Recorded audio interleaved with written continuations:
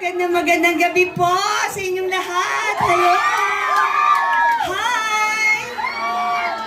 Ayan, alive na alive. Siyempre, gusto mo batiin si Press Aida Domingo. Andito ba si Press Aida? Wala. Oo nga, binanggit ka ni Ikay kanina. And si Representative Jeffrey Nepomuceno and all officers, senior citizen. Yan, Press Lydia. Wala rin, and all officers and members. And Tolentino family. Hindi ko nababanggitin yung iba kasi lahat ng binanggit ni Kay, wala. Ayun. Anyway, gusto ko rin batiin, nandito rin si Kagawad Diego and former Kagawad Piwi and former Kagawad Alda. Ayan, hello. Ay, meron pa pala dito sa likod. Hello sa inyo dyan. Okay. Ayan, syempre ako po si Aramina Almarines. Kilala niyo po bilang artista, hindi ho ba? At ngayon po, handa na po ako magserbisyo para ho sa minamahal nating lungsod. Gusto niyo ba ako maging konsehala? Ayun, gusto ko rin ho kayong paglingkuran. Ano ho yun? Okay po, so, nawala po ako doon. Nawala po ako. Anyway, ako po ay nagmula po sa Barangay Santolan. Sa mga hindi po nakakaalam, ako po ay laking Santolan at tulad po ng aking mga magulang, sila po ay mula din po pinanganak at lumaki sa Barangay Santolan. At ako rin po ay nag-aral sa Barangay Manggahan. Doon po sa Green Park, sa Alice in Wonderland School, kung kayo po ay nagagawi sa Manggahan po. At ngayon po, napasama po ako dito sa Team Kaya This dahil nagustuhan ko po yung inilatag ni Ate Sara na mga gagawin dito sa Pasig. At lalong-lalo na po, naakit po ako dahil ako po noon pa po ako tumutulong. Pumupunta po ako sa iba't ibang lugar dito sa Pilipinas at sumasali po ako sa mga charity works. At doon nga po kami nagkakilala ni Ate Sara sa St. Gerard Charity Foundation. Kasi po, meron po akong advocacy since 2007. Nagtayo po ako ng foundation po noon para tumulong po sa mga batang may kapansanan at sa mga actually, meron pa pong yung biliary atresia patient. Ginagawa ko po noon, nagpapa-concert po ako para yung, po noon, yung kita po ng concert, talaga panggagamot ko po sa isang bata lang po. Noong araw po yun, ganun po talaga ang ginagawa ko. At ngayon po, pag tayo po ay pinalad, sa tulong nyo po, eto po ang mga committee na hahawakan ko po. Unang-una po, ang mga kababaihan. Gusto niyo po ba yun? Yeah! Ang kababaihan. Pangalawa, ang persons with disabilities. Pangatlo po, syempre, ang urban poor. Pagdating po sa mga kababaihan, syempre, kami po ni Ate Sara, kami po parehas may bahay, parehas din po kaming may anak, at naiintindihan po namin ang pangangailangan ng isang pamilya. Sino po dito ang mga nanay na may pinagkakakitaan? Taas ng kamay. Wala. Hala? Dalawa lang? Tatlo lang? Wala. Ay, hindi yata tama ito. Hindi. Alam niyo po, kami po ni Ate Sara ang magiging katuwang nyo. Kami po ang tutulong sa inyo. Kami po ang susuporta sa inyo para magkaroon po kayo ng pagkakakitaan. Ayan. Mapa-livelihood funding program man ito, mapa-online business man ito, dahil alam ko ho, may mga nanay at lola hindi nakakaalis ng bahay sa pag-aalaga ng apo at anak. Diba? Tama po. Marami po akong nagdadatnan sa house to house. Ang mga lola, nagbabantay ng kanilang mga apo. Pero gusto ko, ang mga lola, meron din pinagkakakitaan kahit nasa bahay. habang nagtatrabaho ang kanilang mga anak. Yun, at pati po ang mga nanay. Pagdating naman po sa solo parent po, sa solo parent, ito po, napag-desisyonan at napag-diskusyon ng Team Kaya This. Mandatory and automatic ang solo parent. Nung una, sinabi po namin, isa sa anak ng solo parent, scholar na po hanggang matapos ng kolehiyo. Pero, nung chinek po namin ang budget, may enough budget po. So, kayang-kaya na po ang solo parent, lahat po ng anak niya, pwede na po maging scholar. Kasi po, malaking ginhawa po yon sa nag-iisang parent, di ba po? Dahil once po, naging solo parent po ako, at 14 years old pa lang po ako, nagtatrabaho na po ako. Kaya gusto ko po, sa mga kababaihan talaga, merong pinagkakakitaan. Hindi po ako tumigil magtrabaho kahit nag-aartista po ako. Meron po akong sideline na negosyo.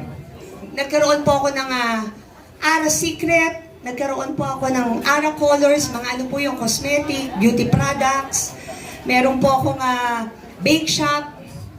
At ngayon po, katuwang ko po ang aking asawa pagdating sa aming negosyo, yung Pick Up. It's a ride-hailing app. Magbubook po kayo ng kotse, ng taxi, madadownload na po yun sa cellphone. Yun, pwede na po kayo mag-book. Nada-download na po siya. So, yun po ang aming business ng aking asawa. At ngayon po, pagdating naman po sa urban poor, sino po gusto magkaroon ng sariling bahay? Hindi ho ba mas masaya at mas masarap kung may sarili kang bahay, mas maganda ang buhay? Yan po, sinusulong po talaga ng Team Kaya This, lalong-lalo na ni Ate Sara, ang pabahay. At yan po, malawak na usapin po yan, pero dyan po tayo makakatulong. Ako po ang magiging katuwang ni Ate Sara pagdating po dyan. At ito po ang pinakamalapit sa aking puso. Ang persons with disability, ang mga special child, katulad po ni, ano po pangalan ni Kuya? Ha? Rohan. Ilang taon na po si Rohan? 21 years old. Ano po ang kondisyon niya? Kasi ako po, meron po akong kapatid na Down syndrome. So kaya po, malapit po sa akin ang mga katulad nila. Bunsong kapatid ko po yon. Siya po si Mina Princess. Ang nickname po niya, Baching. Spoiled po siya sa akin. Kaya minsan ayaw po ng mami ko sa akin siya. Pero ngayon nasa puder ko po siya dahil yung mga katulad po nila may mga tantrums po. So, naiintindihan ko po, na ospital po ang nanay ko last year dahil pag nasa kanya ang aking kapatid na kinakagat, sinusuntok, pag nagtatantrums ang mga katulad nila. So, ngayon nasa puder ko po. Hindi naman po siya nagtatantrum sa akin. Ano naman po, mabait po siya. Minsan, tinatawag niya ako, "Ate, kain ka na. Ate, alis ka na. May campaign ka." Oh. Diba? So, medyo mabait siya sa akin kasi baka daw ibalik ko siya sa mami ko. Ayaw na. Okay. So, ito po ang gusto kong mangyari sa PWD. Dadagdagan po natin ang mga benepisyo ng mga PWD dito sa Lungsod Pasig. Kung may ordinansa na po, gagawin pa po natin kung ano ang mga karapat-dapat sa kanila. Pinaka-importante, free assessment, free therapy. Dahil hindi ho ganun kadali mag-alaga ng isang may kapansanan. Nakikita ko ho sa mami ko, umiiyak ho ang mami ko. Alam niyo na lang po ang problema ko sa kapatid ko. 33 years old na po siya.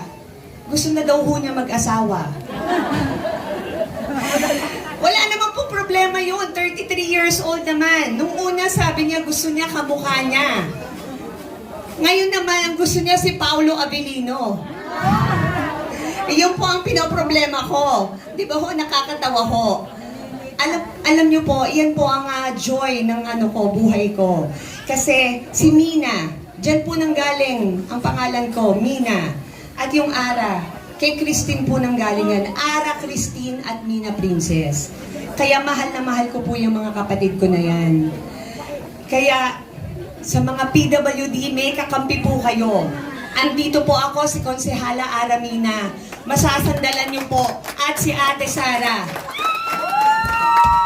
Magpapatayo po kami ng assistance center para po sa mga persons with disability. Nang sa ganon, meron na po kayong mapupuntahan.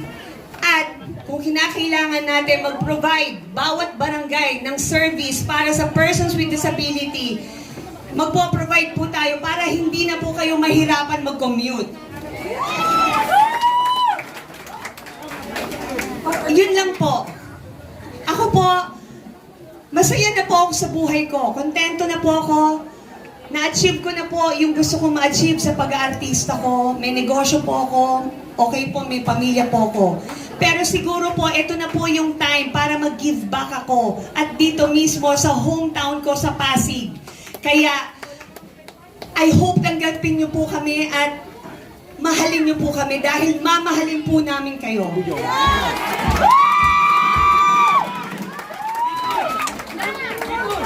Number 2 po ako sa Balota. Katulad ni Ate Sara, number 2. Huwag po kayong mag-alala. Kasi may nagsasabi ho sa akin. Hindi naman nagsasabi, nagsusumbong lang naman.